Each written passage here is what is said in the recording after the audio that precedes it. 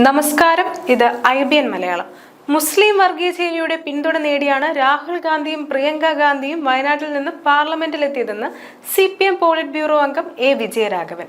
പ്രിയങ്ക ഗാന്ധിയുടെ റാലിയുടെ മുന്നിലും പിന്നിലുമെല്ലാം ന്യൂനപക്ഷ വർഗീയതയുടെ ഏറ്റവും മോശപ്പെട്ട തീവ്രവാദ ഘടകങ്ങൾ അണിനിരുന്നത് നാം കണ്ടതാണെന്നും വിജയരാഘവൻ പറഞ്ഞു. CPM ജില്ലാ സമ്മേളനം ഉദ്ഘാടനം ചെയ്യുകയായിരുന്നു അദ്ദേഹം. CPM-നെയും പിണറായി സർക്കാരിനെയും തകർക്കാൻ UDF-നൊപ്പം ജമാഅത്തെ ഇസ്ലാമിയും SDPI-യും BJP-യും മാധ്യമങ്ങളും ഒന്നിച്ചണിനിരക്കുകയാണ്.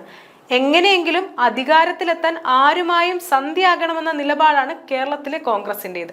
കോൺഗ്രസ് നേതൃത്വം സൂക്ഷ്മതയോടുകൂടി രാഷ്ട്രീയം കൈകാര്യം ചെയ്യാത്തതുകൊണ്ടാണ് സുരേഷ് ഗോപി ജയിച്ച് ഡൽഹിയിൽ എത്തിയതെന്ന് വിജയരാഘവൻ പറഞ്ഞു.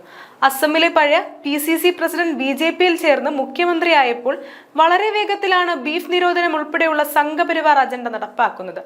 ആശുപത്രിയിലേക്ക് ആളുകൾ അധികമായി വരുന്നത് കൊണ്ടാണ് മരുന്നിന് ക്ഷാമം ഉണ്ടാകുന്നത്. മെഡിക്കൽ കോളേജുകൾ ഉൾപ്പെടെയുള്ള സർക്കാർ ആശുപത്രികളിലേക്ക് കൂടുതൽ ആളുകൾ എത്തുന്നുണ്ട്. ചില പരിമിതികളുണ്ട്, അത് നമുക്ക് പരിഹരിക്കാവുന്നതേ ഉള്ളൂവെന്നും അദ്ദേഹം പറഞ്ഞു. News desk IBN Malayalam.